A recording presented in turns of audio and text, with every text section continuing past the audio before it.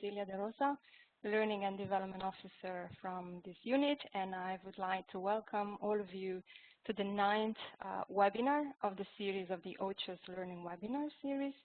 And today, as Alfred has rightly mentioned, we are going to talk about cash programming and OCHA's role. So I am very, very pleased to welcome today our subject matter expert. We have Juliet Lang, Cash Focal Point from SWAPS, and we have Davina Hales, Cash from CashCap. So as usual, this webinar is very interactive. Those of you who have already participated in our previous webinars know this. We really welcome and we really want to have your participation, and this is really a good opportunity for you to ask questions and to exchange with our experts. And so, as Alfred has rightly mentioned, we will try to use a Mentimeter as much as we can, so this is really a good way for us to capture your input, to allow you to interact with us. So you can use the Mentimeter when we have these engagement moments. But please note that you can also use chats at any time, and we will definitely feed your questions, your comments, or your inputs to our subject matter experts. So the session will approximately last an hour and 5 minutes, and I believe that you know how the WebEx platform works. So I hope that you feel comfortable and that you are all set to start the session with us.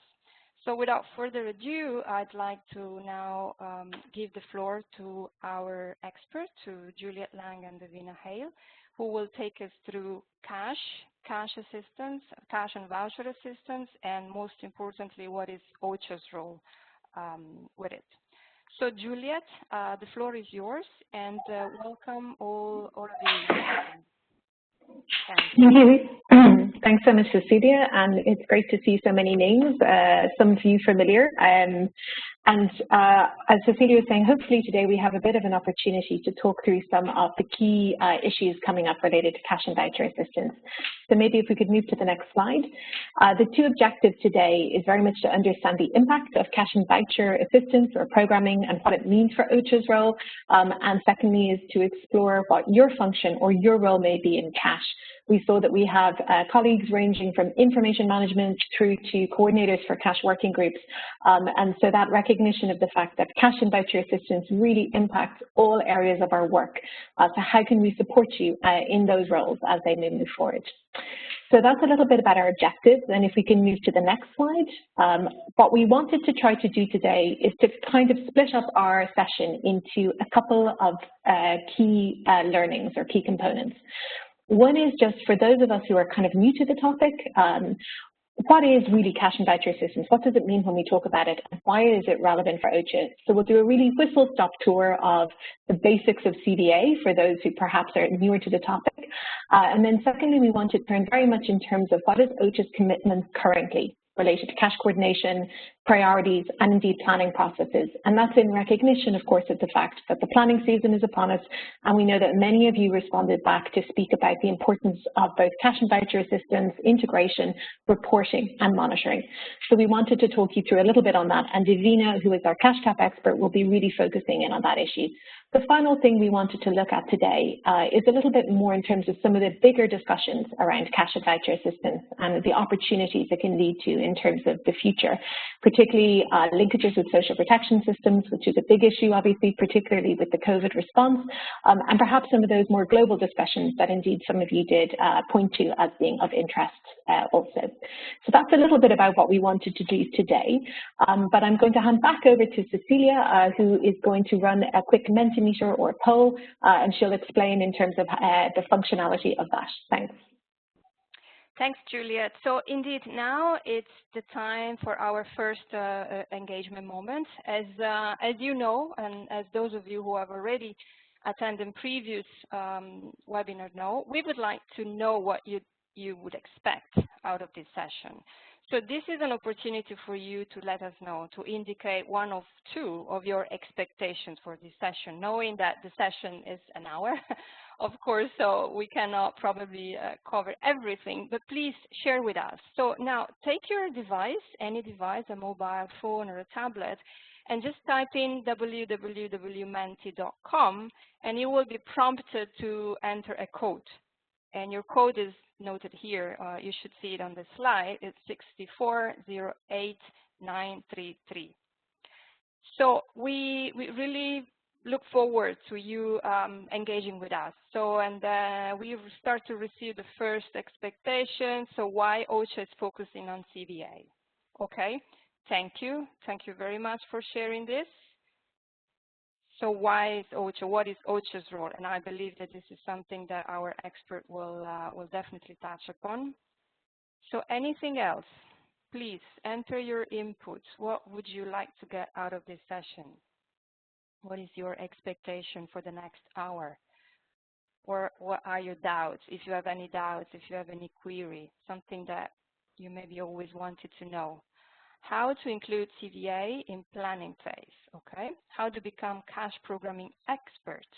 Great. We have a little box here, but what is CVA on the ground? Okay, so very practically, I like this question. What is really practically on the ground of CVA? Then good practice and use case of CVA. So good practices and use case, okay.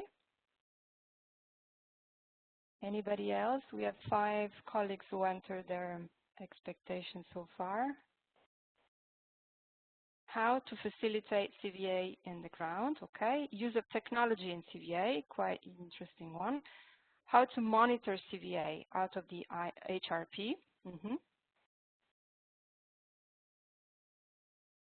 A few more. And by the way, if you are not able or you have an impediment to use the Mentimeter, please write on chat, and I would ask Alfred maybe to monitor the chat. Thanks for that. So cash and voucher assistance coordination for both multipurpose and sector-specific CVA and OCHA's role, okay? So multipurpose and sector-specific, thanks. Learn about CVA.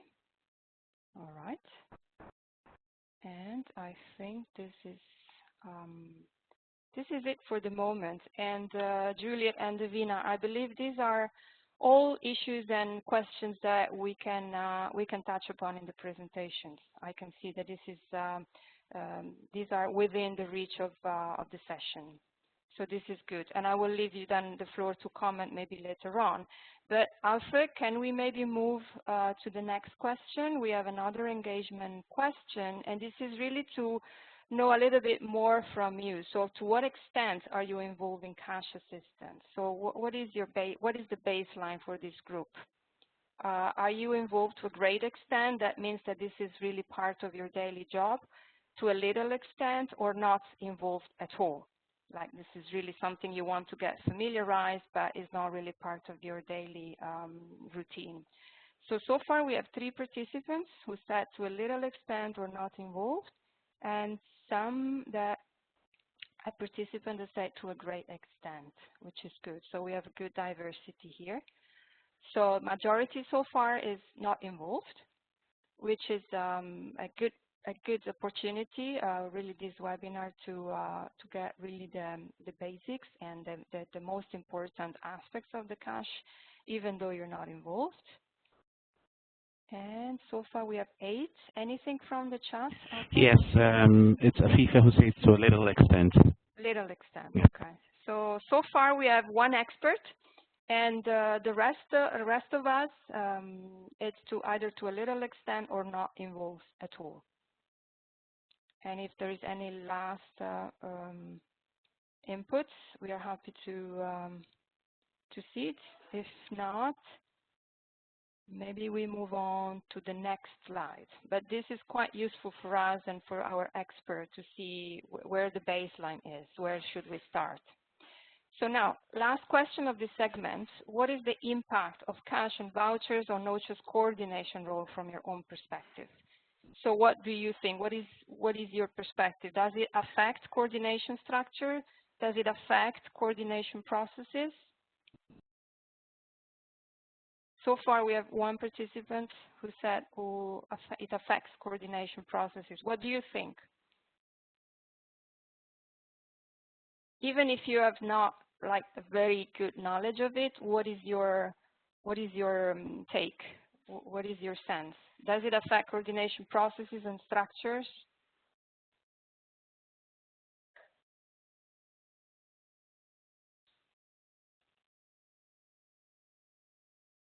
Or other? What is the other? Can you please put it on chat? So far, we have 3 colleagues who believe that it affects coordination processes, 2 that affect coordination structures, and 2 who have noted other. And it would be great to hear more.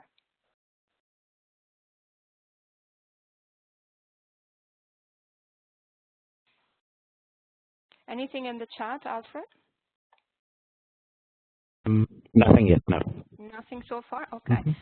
So the majority is still coordination processes and then coordination structures. Okay. I think this really gives us a good understanding of your knowledge, your familiarity with cash and voucher assistance. And with this, I think it's really a good starting point for our 2 experts to take us through the presentation and all what you probably would want to know about cash and voucher assistance. There was someone noting on, yeah. Please don't use this as a whiteboard. Just use the chat if you want to submit any comment. And the chat is really quite visible on your toolbar on the top. Okay. So with this, I'd like to hand over again to Juliet. Juliet, please, the floor is yours. Thanks so much, Cecilia. So great. And just to say, the Mentimeter, as Cecilia said, gives us a really good overview of where we are. And I'm going to dive straight in terms of the very first piece that came back. Why is OCHA looking at cash and voucher assistance? And indeed, do we want to become cash and voucher programming experts? So could I ask for the next slide? Because before we begin, for many of you who, even if you are a tiny bit involved on cash and voucher assistance, you'll know that very frequently it is highly complicated. We have things like unconditional cash, unrestricted cash, multi-purpose cash, and it can seem a little bit overwhelming, all these different definitions. So quite simply, traditionally within a humanitarian system, we are organized by sectors or by specific clusters. Essentially, the idea of food security, of water and sanitation, of nutrition, and in-kind items that we traditionally deliver for humanitarian assistance really meet within that kind of sectoral boundaries.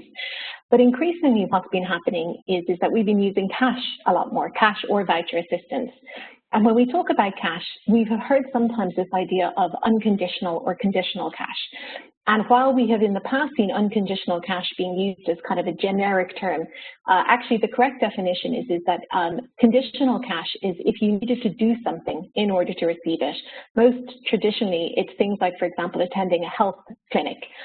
If you come to 4 antenatal appointments, we will give you money for the birth of your child. And increasingly, what we also saw was that more and more humanitarian actors were giving what we would call, let's say, unrestricted cash. So that is cash that can be spent anywhere for anything. And more in the food security sector, more and more they were using a lot of vouchers, which we would call restricted cash. So we're going to give you money, but you must buy certain things with it. So increasingly, more and more cash is being used, but it very often had these conditions or these restrictions attached to it. And more the conversation became about why do we need these restrictions or why do we need these conditions? The way that we understand needs is divided by a sectoral basis, but that's very much for our own understanding and organization as humanitarians. And increasingly, people started to talk about the use of what we call multi-purpose cash. And quite simply, it's just money in your pocket. It isn't restricted for anything. You don't have to spend it on a particular sector. You simply use it for whatever your needs that are most pressing may be. Now, that may seem like a very obvious issue for all of us. That's simply the money that we're used to when we receive our salary, or indeed for those I know joining us from Pakistan, social protection payments, for example. But it's a quite unique idea for the humanitarian system, because when you start to give money that you don't really know what it could be spent on, it could be flexible depending on people's needs, it becomes increasingly hard to coordinate around. So that's the reason we're talking about cash today. And now I want to talk a little bit about what that means, this increasing use of cash for OCHA's function. So if I could ask for the next slide.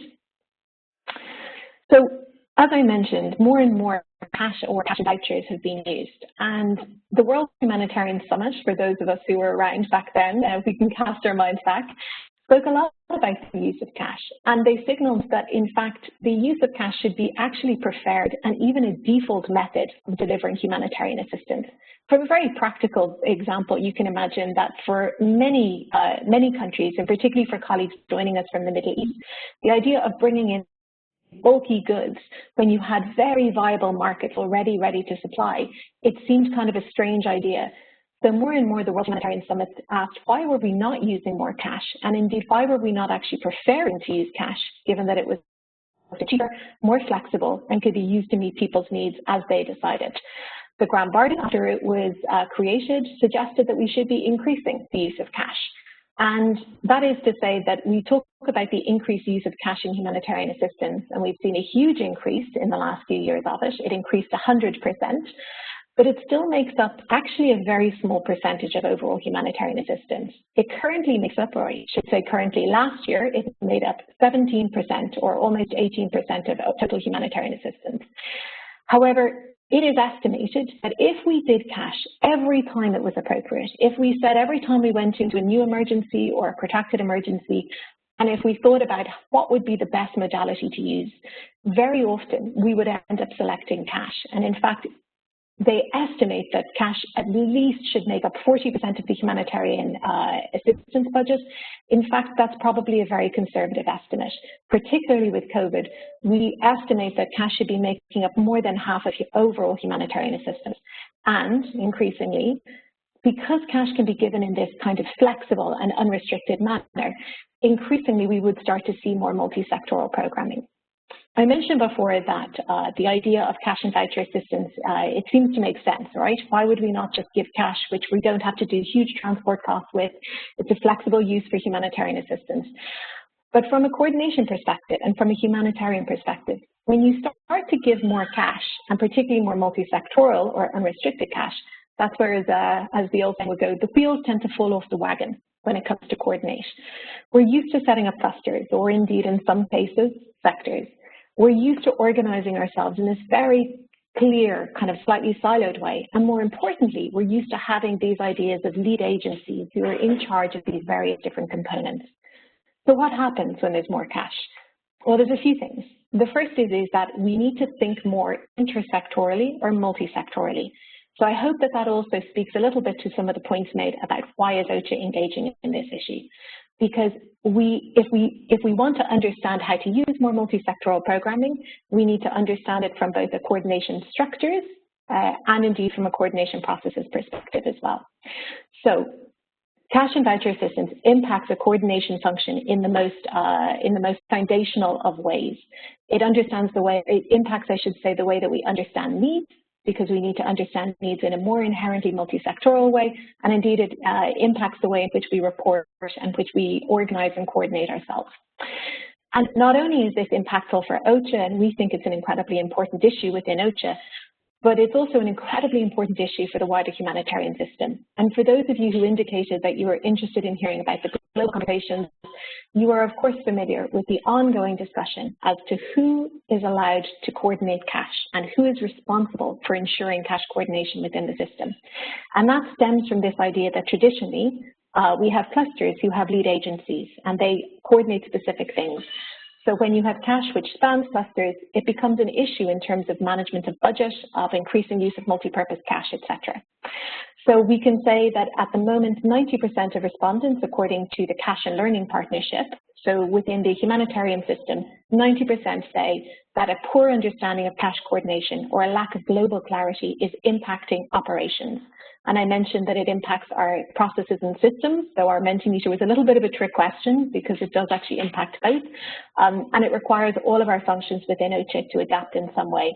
And key within that is this idea that while we are engaging in this discussion around cash coordination, which cuts to the heart of the humanitarian coordination system, we do understand that coordination does not equate ownership in this particular discussion, and I'll expand on that slightly later. If I could move to the next slide. So that's a little bit about why cash is kind of challenging the system as such, but I wanted to very briefly highlight what OCHA is doing in terms of our commitments on cash coordination. So if we move to the next slide, we do have an OCHA on message on cash, and it is phrased very carefully because we want to be clear on a few things. We want to be clear on promoting the idea of cash as a default modality where it is feasible and appropriate. We recognize that it's not a one-size-fits-all, and what works particularly well in parts of the Middle East may not work in places like South Sudan where you don't have a very functioning market system. But we also say that as OCHA, we are the coordinator. 46.182 states that we must coordinate, and it does not specify that we only coordinate in kind. So we commit to supporting effective and context-specific cash coordination mechanisms. Critical within that is that we do not implement cash programming. So to the Mentimeter response where we were talking about becoming cash experts, I want to reassure you that not everybody is going to have to retrain as an economist. We are here to coordinate, and coordinating cash looks extremely similar to coordinating in kind. It is the same questions, it is the same issues, and perhaps even more relevant because of the interclusteral function. So we also commit to providing a chair, a co-chairmanship, or a secretariat of cash working groups if and where they do exist. This one is a little bit more of a controversial issue because obviously the contesting over who owns chairmanship has been a long-standing question. From OCHA's perspective, we want to be clear that even though we don't commit to any cash programming, we are the intercluster chair, and that cash working groups, according to the global clusters, are officially subgroups of the intercluster. Therefore, we provide that co-chair, chairmanship, or secretariat as it is required or requested. We also commit to integrating cash into our humanitarian program cycle, and we'll talk a little bit more about that later on. So if we could move to the next slide. So I mentioned in terms of the coordination structures and the coordination processes. When I say structures, I mean kind of the groups and the working groups and the structures that we usually engage in at national and subnational.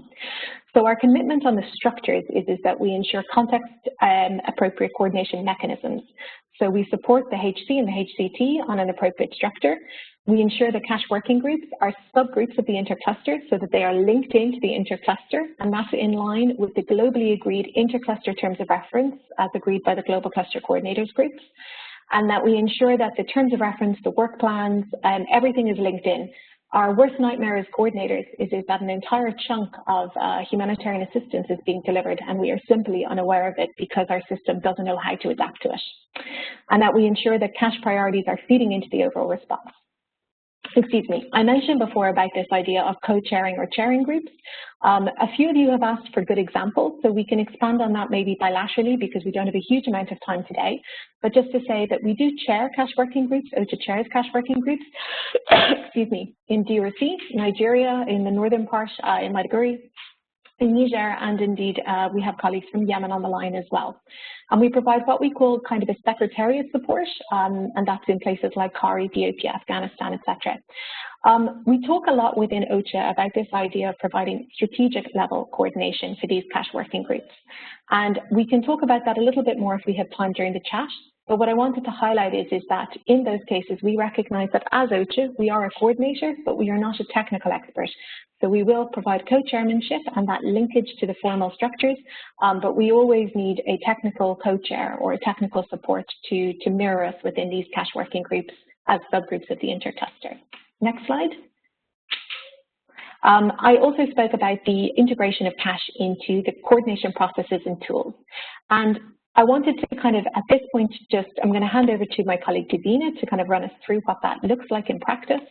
But I wanted to hark back first to when we talk about cash, when we talk about the difference between what I would call sectoral cash and multi-purpose cash.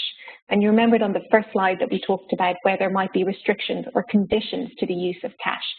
And when you have, for example, a food security voucher, it's very, very clear how you coordinate that. And Davina will talk through a little bit now about the HBC. Cash and voucher assistance when it's used for sectoral needs is very clear. Multi-purpose cash, though, in terms of when it is multi-sectoral, is a little bit more vague and can be a little bit more challenging. So we have a commitment to ensure that we integrate it into the HPC and into different tools and into financing mechanisms, which we'll talk about now. But I wanted to be clear about the fact that we recognize that there is a huge challenge when it comes to integrating multi-purpose or non-sector specific cash into some of these processes. So I'm going to pause there, and I think I will either hand back over to Cecilia or to Davina. I'm not sure if we should take a pause just now. Yes, Julia, I think it's a good time maybe before we go into the HPC specific consideration, maybe to have a pause. And I would encourage colleagues to use the chat and maybe to ask any question. We could have like a 5-minute Q&A of the topics and the issues that Juliet introduced so far. So please use chat. Is there any question you'd like to ask, or is there any comment you'd like to make with regard to the presentation up until now? So let's see in the chat. Anybody wants to take the chance now? I don't see anything in the chat. Okay, so if no comment so far, then maybe we can continue, and we'll leave the same opportunity later. Sorry, I see a question from Ali. Thanks, Ali. So the question is, what is controversial about OCHA's chairmanship? This is something you have mentioned before. And then another question from Sandy Rupios, how do you integrate cash into HPC concretely? And I believe this is something we'll look immediately after. But so, Juliet, I leave it maybe to you to address these two questions. And if there is any more, please use this chance now. Thanks. Sure. To you, Juliet. Thanks, Cecilia. And Sandy, we're going to go through the HPC piece now, so hopefully we'll give you some kind of concrete ideas for the integration. On the controversy in terms of chairmanship, Ali, it's a great question. In theory, OCHA, because it is a non-implementing actor or it is a non-operational actor, there really should be no controversy. Unfortunately, at the moment, we have a humanitarian system that is based very much on the idea that if you coordinate something, you also control it, and particularly the financing of it. So we can speak to where the hesitancy, let's say, of some of our other humanitarian actor colleagues comes from when it comes to OCHA's chairmanship. But what I will say is that generally speaking, at a global level, we have had letters to the ISC from representatives of over 40 NGOs who have reinforced their support for OCHA to chair cash working groups. And their basis for this is to ensure that there is neutrality behind it. We also have a number of other UN agencies who are also very much in support of this. There is hesitancy from a few very powerful UN actors, and this is related to the idea that I spoke about multi-purpose cash particularly. In a hypothetical scenario where we move to a lot of cash, so let's say over 50% of the GHO this year moves to cash. And in that same hypothetical scenario, if the majority of that cash becomes multi-purpose cash, what it means is that decisions around, for example, the recipient of the cash in terms of the humanitarian actor, decisions around, for example, kind of how to direct it or how to move this money around, that would move away, let's say, from clusters and indeed from cluster lead agencies as associated with them. And while this may seem like a slightly kind of odd point, in reality, it's actually billions of dollars, and that humanitarian agencies are very much used to kind of having a certain level of control. Perhaps sounds a bit nefarious, but what I mean is that they're used to being able to ensure that that money is directed in the way that they see as most appropriate. By moving it into a more intersectoral space, it opens up that. As an example, as many of you know, the Syria response was where we saw a lot of cash being used. We saw an increasing use of multi-purpose cash. And we saw donors ask the question, well, why do I have to keep funding all these multiple UN agencies to implement a little bit of money for food, a little bit of money for water and sanitation? Can't I just put it through one single actor who will take a small percentage overhead and it will just distribute to everybody? And that is indeed what happened in parts of Turkey, where we also saw the Red Cross actually step in and take the funding away from actors such as WFP and UNHCR. So coordination has become a little bit muddled in a larger discussion about the future of the system, multi-sectoral programming, and funding, indeed, associated with kind of leadership of certain elements. I'm sorry for the very kind of slightly obtuse answer, but I hope it kind of gives you a sense as to why it's not, unfortunately, a clear response. Thanks. Thanks, Juliet. I don't see any other questions, so I will propose we move on, and we may leave the space at the end then for other questions. So over to you. Is it Davina now? Yes. Hi, hello, good afternoon or good morning, everybody.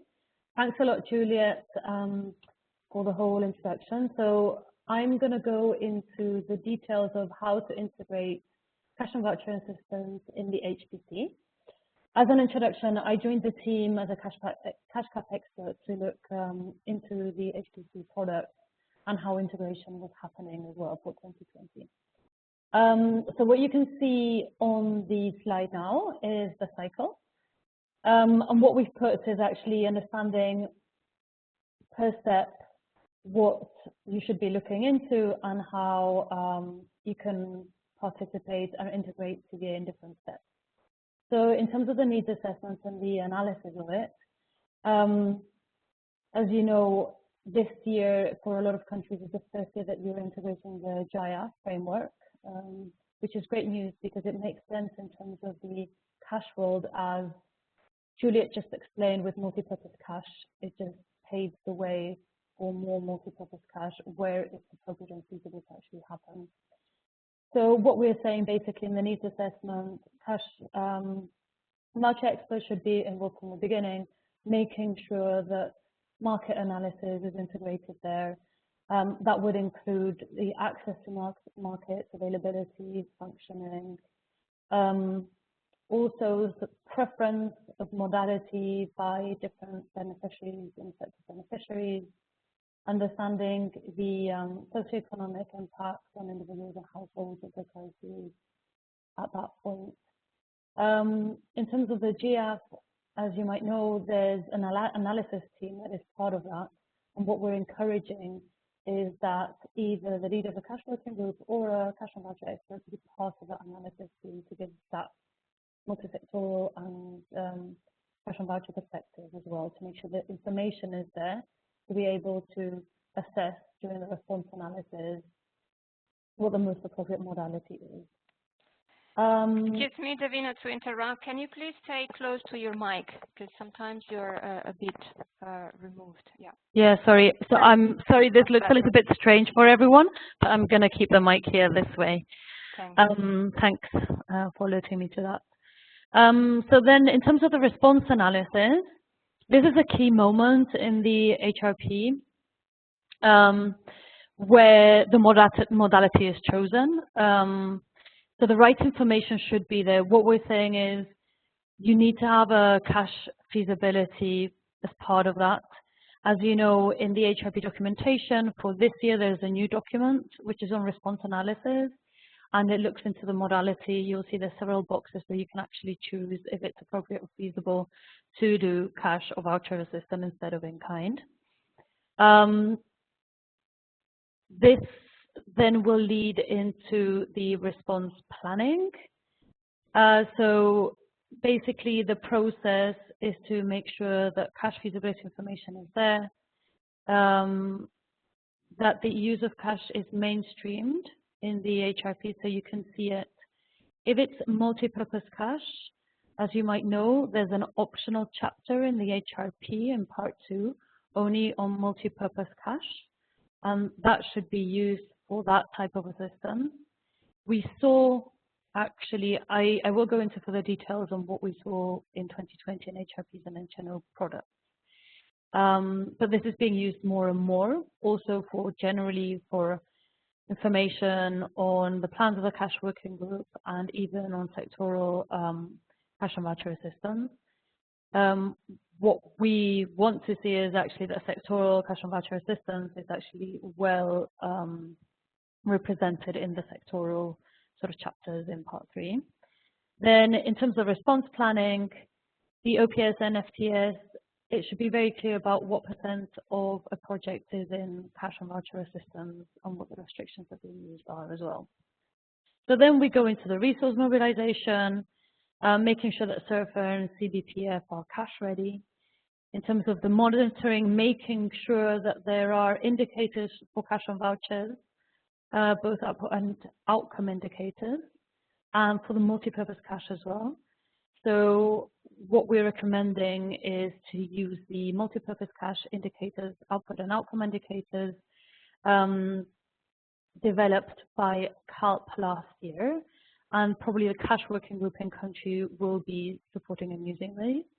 As Juliet mentioned, normally multi-purpose cash will fall under the reporting remit of the cash working group in country, and the sectoral cash will go into the cluster, the appropriate cluster. And then the last part is the preparedness, so the readiness preparedness part, which we're talking a little bit more about lately, especially linked to early warning, early action work. We have some minimum and advanced cash and voucher preparedness actions that we recommend, both in context where there might already be a lot of programming, cash and voucher programming being implemented, and a cash working group that is running, and in context where that doesn't exist yet. Can I go to the next slide, please? Okay, so this is what I mentioned earlier. What the APMB team does yearly is a review of HNOs and HRPs to look how cash and voucher assistance has been integrated into the product. So we've been comparing the results from this year to review, an external review that was conducted in 2018. There is also an interagency internal review of HRPs and HNOs. For HNOs, it doesn't really address the modality, cash and voucher modality, and for HRPs, there is one indicator on modality, but internally we think it doesn't help us actually to tease out the complexity of how this should actually be done. So what you see on the slide now, as a result of a review of 23 HRPs in 2020, what we saw, and then also key moments for engagement for this year. I'm assuming HNO time and needs analysis time is probably almost over for most of you, and you're going into HRP time now. So the response analysis, cash feasibility becomes the most important sort of step in that process. So going back to the results from the HRP and HNO reviews, what we saw is that compared to 2 years ago, a lot more HNOs were including information on market access, availability of products and services related to target group needs as well. So not only for food, for example, but also including electricity market, water market, etc. Very few HNOs spoke about modality preference, so of the target population. Some of them did. They actually did have preference surveys, but most of them didn't. I think probably about 3 of them mentioned some sort of reference to beneficiary preference. Do they prefer to get in-kind assistance or cash or vouchers? And mainly it's around cash itself. We saw that in humanitarian consequences, there was quite a few HNOs that mentioned impact on income of households and individuals. So that also will help to set the scene for cash transfer programming, for cash and voucher programming. And then the new thing for this year, and I'll mention it in HRP as well, more and more HNOs are mentioning what the situation is in terms of social protection and if the target groups are actually covered by it or not. In the HRPs, as we said in part 2, there is an optional multi-purpose cash chapter that was inserted for the first time, I think, a year ago. The use of it and the uptake of the use has been really high, so that's super positive. Out of the 23 HRPs reviewed, 18 of them actually filled in this chapter. Out of those 18, 7 of them used it to talk about multi-purpose cash, which gives us an indication that actually probably cash working groups are looking for a place where they can showcase the type of the type of cash and voucher assistance that's happening in country, and their strategy going forward, and maybe it's being used as an advocacy piece as well. Having said that, the MPC chapter for those countries, the 7 out of 22 that used it for a multi-purpose cash assistance to reflect that assistance, only one of them actually included indicators. This is the reflection on HRPs. It does not mean that countries or cash working groups aren't using them, of course, but it's just a reflection of what's actually inside the document. There was one document that mentioned output and outcome indicators for multi-purpose cash. Then in terms of response analysis and cash and voucher feasibility, this is a critical time and moment within the cycle, because it's where the modality of assistance is actually decided. And as I mentioned earlier, for this year, there's new guidance on the response analysis. This might be able to help to guide this process a little bit better, because in terms of cash and voucher assistance, we see that there's very few countries that actually mention cash feasibility or that actually included the response analysis, either under the sectoral chapters where they were choosing cash and voucher assistance, or in the MPC optional chapter, or as an annex. You can include a cash feasibility study in the annex of an HRP under 5.1, which is a response analysis. Then what we saw is, in terms of the chapters, sectoral chapters and the representation of cash and voucher assistance, our internal guidance says, you know, there should be, under each sector, there should be a paragraph, specific paragraph with a title saying, okay, chosen modality, or around something around modality and why this is being used or not. So around 30% of HIPs actually did this, with varying degrees of information under it, but it's still one of the weaker points, actually systematically including one section saying, okay, it's a modality, this is why we're doing in-kind, this is why we're doing cash or vouchers, or why we're not doing cash or voucher assistance. Intersectoral information, of course, in the multipurpose cash chapter was included, and the sectors, about 20% sort of mentioned that they will be collaborating with other sectors, including some cash and voucher assistance as well. Then financial requirements. What we tried to do was to tease out what percentage of the assistance, the planned assistance per sector, was going towards cash and voucher assistance. And it's mainly the ones that had a subsection under each sector or modality that would actually give us a better idea on what percentage of the financial requirement for that sector was planned on cash and voucher assistance. But it was also a weak point and somewhere where things could improve.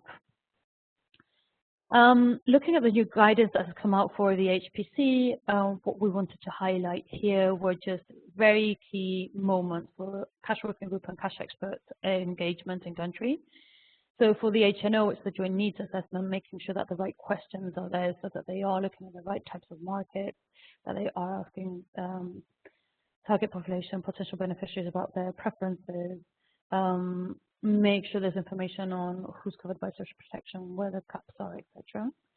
And then the GF analysis group. So for the joint intersectoral assessment framework, this analysis group is key. It's key to have key experts on the sectors and cross-cutting sectors in it. Then in the HRP, as mentioned earlier, one of the weak points is the response analysis. This is where the modality is decided, where one looks if this is appropriate and feasible. And yeah, that's one of the key moments for engagement for cash and voucher experts and cash working groups as well. And then for sure, making use of that MPC chapter as per the guidance. I think Juliet mentioned this earlier as well. We have this year, as we did last year, a step-by-step guidance on how to integrate CVA into the HPC and all the products. So I think Juliet will talk about that a little bit later on. Next, please. Thank you. I'm handing over to Juliet now. Yeah, and just sorry to interrupt, just a little time check. I think we have just a few minutes before our next engagement slide. So yeah, I would say 3-4 minutes. Thanks. Over to you, Juliet. Thanks a million, Cecilia and Davina. And yeah, we'll go through the next just quite quickly. So I'll come back a little bit on the HPC after this, but I just wanted to reference one thing very briefly, more in passing, which is that many of you have heard about this UN cash collaboration statement, and I know some of you are coming from pilot countries for this UN cash collaboration statement, of which OCHA is a signatory to. So I just wanted to flash this up on the screen. You can see that there were 4 signatories to it. There are, I should say, 3 pillars to the idea of it, which are around this idea of more joined-up programming, and that was very much in relation to the point that we made earlier that cash and voucher assistance inherently points to, let's say, a slightly more efficient or joined-up way of implementing programming together. A lot more focus on data interoperability, and we don't have a lot of time to discuss that today, but I know that there was interest in the idea of technology and how cash plays a role in that, and indeed focus on joint procurement. I just wanted to kind of highlight a couple of things on it, but one of the most important things is that while this UNCCS signatory statement points to a way of making sure that the UN agencies, these 4 UN entities, I should say, work very well together and try to avoid kind of competition or a pulling of resources, it should be noted that it does not speak to coordination arrangements or agreements.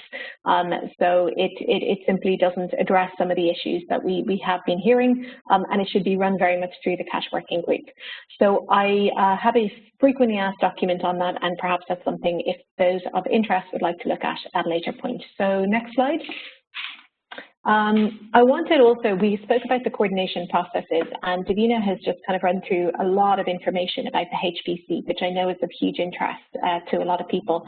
But I mentioned also that while sectoral cash and voucher assistance is both easy when it comes to the coordination or indeed the coordination processes, but even in terms of the basics of how we track and measure cash, and a few of you mentioned your interest in information management systems and how we integrate cash into this. I don't need to reiterate the importance of why we need to capture CVA, only to say that up until quite recently, because again our system really wasn't designed for capturing cash and voucher assistance, particularly multi-sectoral cash, we have traditionally seen huge blind spots when it comes to understanding what is actually being programmed and indeed where the gaps and potential duplications may lie indeed. So we cannot underscore the criticality of capturing CVA, and again it points to OCHA's function and OCHA's role in this. I just wanted to talk about the 3 Ws very briefly, or 4 Ws. So it's very important that we started to unpack cash as a modality. We have never tracked a modality before. We have always just simply presumed in kind. In fact, there's also service delivery and other methods, but we have never tracked the different types of modality that we use to implement programs. As Davina mentioned, usually for multi-purpose cash, we would report through a cash working group, which is, again, a subgroup of the intercluster, and that OCHA, where possible, should provide IAM support to these cash working groups where they exist. If I could just flick to the next screen. This is extremely tiny, well, you might be able to see it, but just to say, earlier this year, we had some progress or breakthrough when it came to how to report cash more consistently, because again, in this kind of conundrum of who owns the discussion on cash or who is responsible for cash coordination, the very basics fall through the crack. For example, who is responsible for drafting standard terms of reference for cash working groups? Who is responsible for ensuring information management products are coherent through different countries? And the answer is, unfortunately, everybody and nobody. So as OCHA, we engaged with the GCCG and we proposed an adaptation of the existing templates, which you can see on the screen in front of you. The yellow columns were new columns that we are proposing, and these are agreed by the GCCG, the global clusters, and indeed should have been shared. So for IAM colleagues with us, these can be used. It should note that the cluster and sector column on the far left, there was a proposal to include multi-sector or multi-purpose cash. That is used in multiple countries. However, from a global level, the clusters did not agree to the integration of that. So you may get some pushback in your countries against that, but that it is being used in places such as DRC and CAR. There is a modality with a drop-down of in-kind service delivery cash or vouchers. There's an optional field if the cash is conditional. We have removed the restriction column for the simple reason that if you say voucher, it is inherently restricted. There is no such thing as cash that isn't, or restricted cash that isn't a voucher. And then you can also see there's transfer values frequency repeated and and the delivery mechanisms, and that's simply just to support us in terms of the counting of cash. So that's a little bit on the IM, and if we could move to the next slide. We're back over to you, Cecilia. Yeah, perfect. Thanks, Juliet.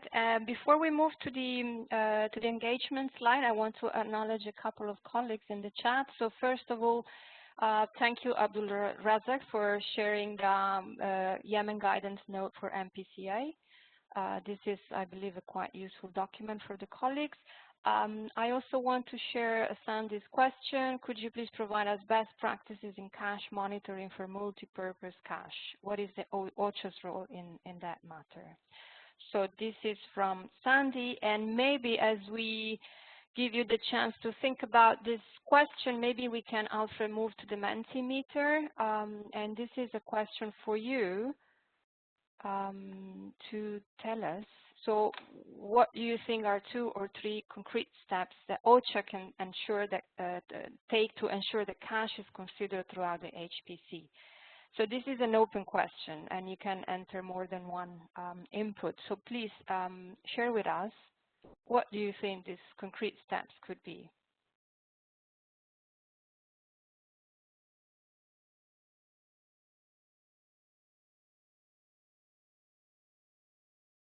And as always, please use chat if you prefer.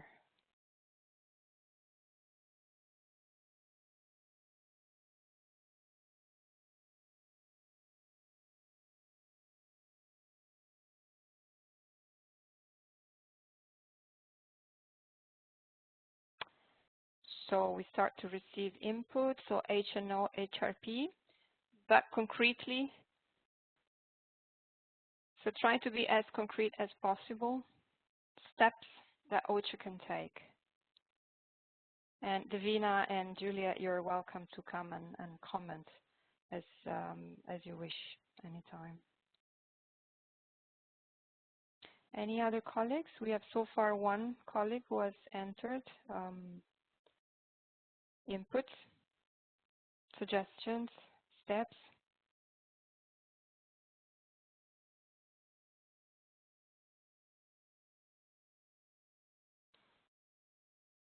Can you provide some suggestions, Juliet, maybe to, yeah, well, train staff, that could be another possible step. Sure. So perhaps if we can give it a minute, I guess, as people start to put it in, but I just, in terms of the, perhaps we could order, I can answer the MPC indicator one, and then I can come back and suggest just a couple of additional practical steps. So on the MPC indicator question from Sandy, and it's an excellent one, and Abdul Razak obviously has sent his the guidance from Yemen. But just to say, the Grand Bargain does have a work stream dedicated to the development of indicators related to multi-purpose cache. There is a number of indicators that are suggested, and the mandatory indicators that they propose are things focused on, for example, the capacity of households to meet their basic needs without resorting to perhaps negative coping strategies. And they suggest complementing this with a number of sectoral indicators based on perhaps what the MPC project, what the minimum expenditure basket might be developed based on. So there is a bit of guidance on that. It is agreed at the Grand Bargain level. Without the Abdul Razak document is actually very new from Yemen, so I haven't had a chance to look at it yet, but I'm sure what he would also say is that it is increasingly important to make sure that while that Grand Bargain has these recommendations, it's ensuring that the cash working group and cash actors agree to those indicators, because there is no single standard. So there's suggestions and there's recommendations. On OCHA's function within that, it is critical that if we are supporting the cash working group, that we are not only proposing those indicators, particularly if there is a feedback that it is not possible to monitor effectively multi-purpose cache, that we are ensuring that we always point to these documents, and that we are helping, let's say, to negotiate and facilitate that discussion to ensure that those indicators can be used, tracked, and effectively tracked, particularly when it comes to capacity to report against them, because obviously it can be quite challenging. So that's a little bit from my side, but back over to you, Cecilia, if there's any other questions or if you want me to speak to the Mentimeter.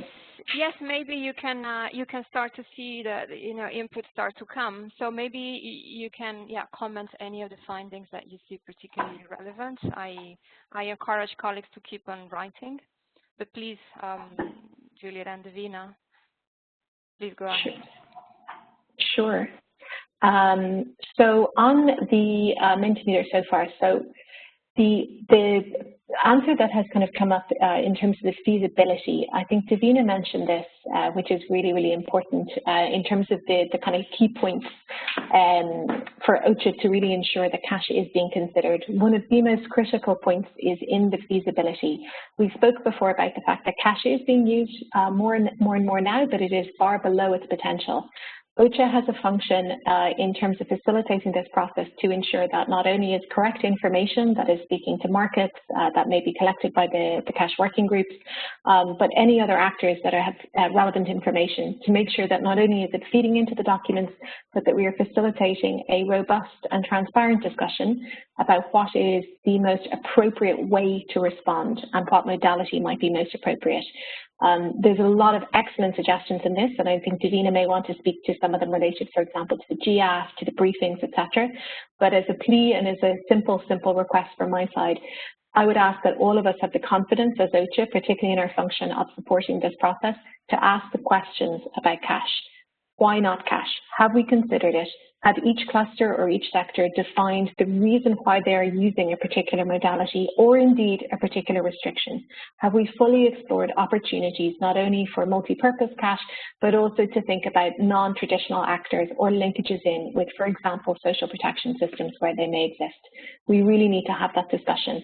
And I think that there's also an excellent suggestion here also about the bilateral discussion on the multi-purpose cash chapter. One of your most kind of critical functions as OCHA is going to be that voice in trying to pull in some of the more multi-sectoral considerations or discussions.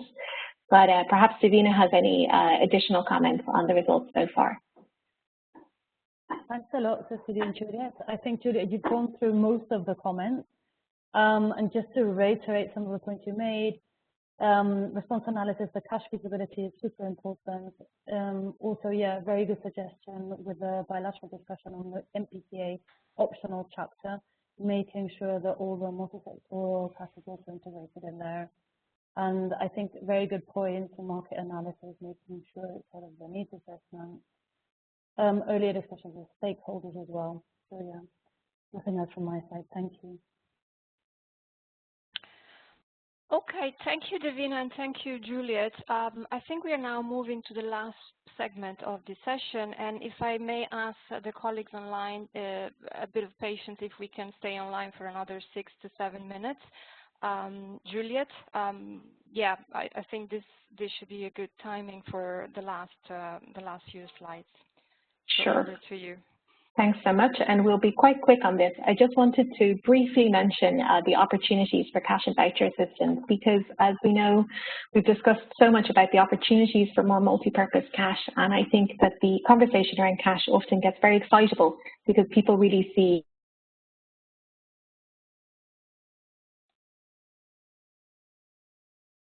Juliet, something happened to your mic? Yeah. For linkage with social protection. In a very basic, when we do. Juliet? Sorry, Juliet.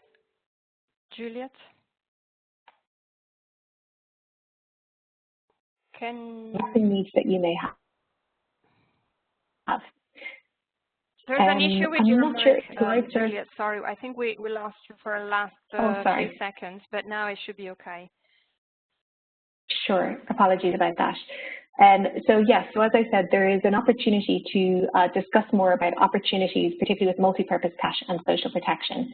And that is to say that, as we all know, if you are giving money for people's most critical basic needs, it seems extremely similar to a social protection or social welfare payment. So if we could move to the next slide. So there's obvious linkages there with kind of social protection, and particularly for countries where we have large scale and really protracted crises. There is a question to be asked about why is it could we not also potentially build into social protection systems? And this links in with this infamous humanitarian development nexus. There's multiple options. We could spend hours and hours talking about this issue, but just to say, obviously, there's lots of technical ways that we can look at this, in the idea of either expanding vertically or horizontally the use of social protection, or the use of the social protection systems and building out the humanitarian systems.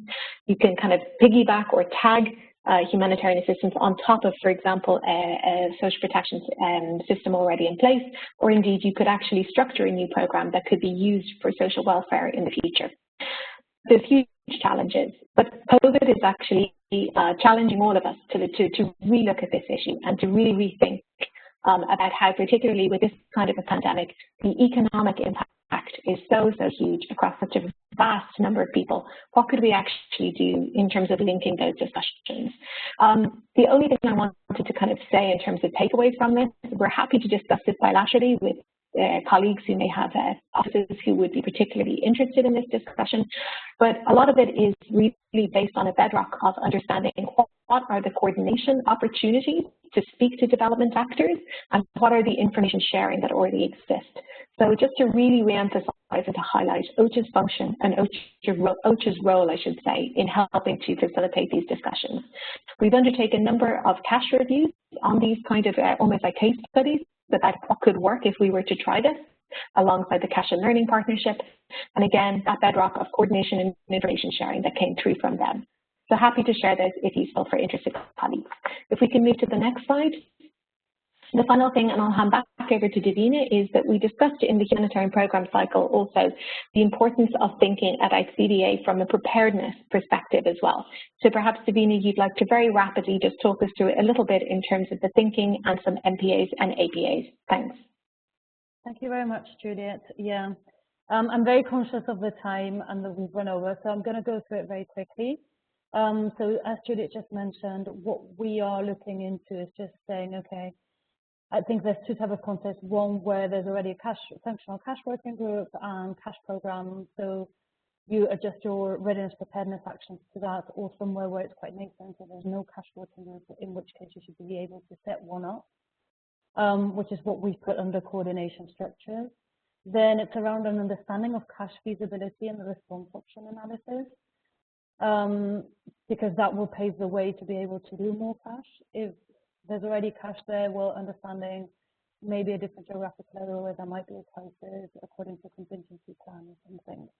And then the IM function, which is critical as well. Make sure that 3W is being used in cases where there are already cash transfer programming happening. Make sure that it's up to date, that there's a contact list, etc. Next slide, please. And then we do have a document for minimum preparedness actions and advanced preparedness actions. You can find that on the ERP page online as well, with other sort of documents and tools for other areas. And it's basically sort of what I've just mentioned. If there's no cash working group, make sure that you can facilitate one or start one. If there's already programs running in country, make sure you have the 3W up to date and everything very clear, and you have your contact list. Make sure there's an integration of cash and market information into joint assessment. Then, as Juliet just mentioned, the links or the coordination with social protection actors and development actors across the nexus as well. And then you have a few advanced preparedness actions, so that would be to complement the previous one. Make sure you have a more detailed cash feasibility, which would include FSP mapping, maybe pre-agreements with that, harmonization of tools, harmonization of amounts, etc., etc. Yeah, that's about it. Well, what I also wanted to say is that we're reviewing all of our documentation on cash and voucher readiness and preparedness. And we have, I mean, Juliet's going to mention it on the resources that we have internally. So I'll hand back over to her. Thank you very much.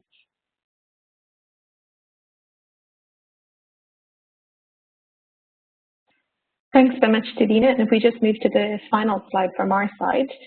So this has been very much a kind of whistle-stop tour on CDA. It is a huge topic and one that impacts all of us, as we mentioned before.